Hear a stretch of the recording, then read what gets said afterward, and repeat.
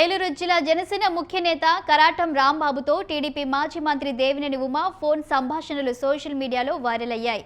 Polavaram MLA Chirri అవినీతిపై చర్చించారు ఇద్దరు నేతలు. ఏడాదిలోనే 100 కోట్లు దోచేశారని కరాటం రాంబాబు, దేవినేని ఉమా ప్రస్తావించుకున్నారు. డిప్యూటీ సీఎం పవన్ కి ఇవన్నీ తెలుసా అంటూ రాంబాబును ఉమా ప్రశ్నించారు.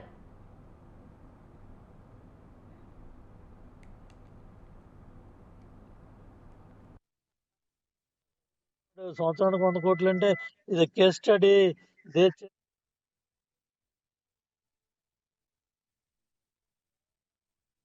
ఎక్కడున్నారు? ఏదో యూట్యూబ్ లో మీ ఎమ్మెల్యే గొప్పతనం కనపడితే మీరు గుర్తుకొచ్చారు నాకు. వాడు ఎవడో చెబుతున్నాడు సంవత్సరానికి 100 కోట్లు అంటే ఇది కేస్ స్టడీ, దేశ చరిత్రలోనే గొప్ప విషయమేనండి.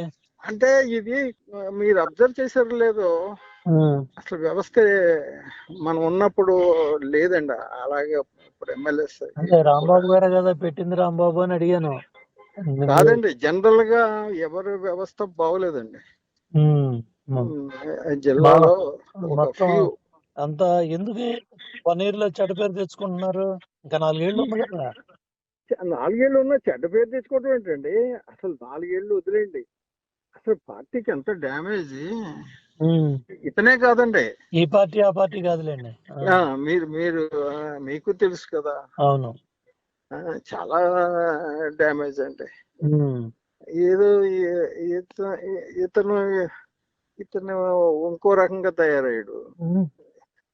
నా దగ్గరకు వచ్చినప్పుడు కేకలేస్తా ఉంటాను, ఏంటి నువ్వు అని కేకలేస్తా ఉంటాను.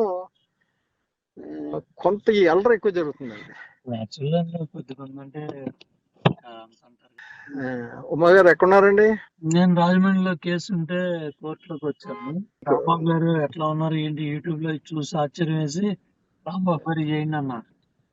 ఆ రోజు మీరున్న కష్టపడి తీసుకొచ్చి పెట్టారు, మన రాంబాబు గారు చేశారు. అవునండి, మడి అని కూడా మనం ఒప్పించాం.